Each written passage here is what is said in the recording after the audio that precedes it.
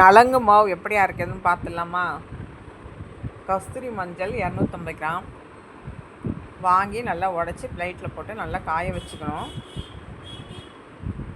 இந்த மாதிரி நல்லா பெருசு பெருசாக இருக்கும். நம்ம உடச்சி எடுத்துக்கணும். அதை ஒரு நாள் ஃபுல்லாக காய வைக்கணும். கடலைப்பருப்பு 250 கிராம், பச்சைப்பயிர் 250 கிராம், ஆவாரம் பூன் மருந்து கடலை கேட்டிங்கன்னா நாட்டு மருந்து கடலை கொடுப்பாங்க. அது ஒரு பேக்கெட்டு. அது வாங்கி நல்லா இலையெல்லாம் எடுத்துகிட்டு பூவை மட்டும் பொறுக்கி போடணும். குழந்தைங்கள்லாம் அந்த மாதிரி பண்ணி போட்டோம்னா சோப்பு தேவையில்லை, இதுலேயே போட்டு குளிப்பாட்டலாம். ரொம்ப உடம்பு ஷைனிங்காக இருக்கும். உடம்பு முகலாம் பளபளன்னு இருக்கும். முகப்பரு வராது பிள்ளைங்களுக்கு.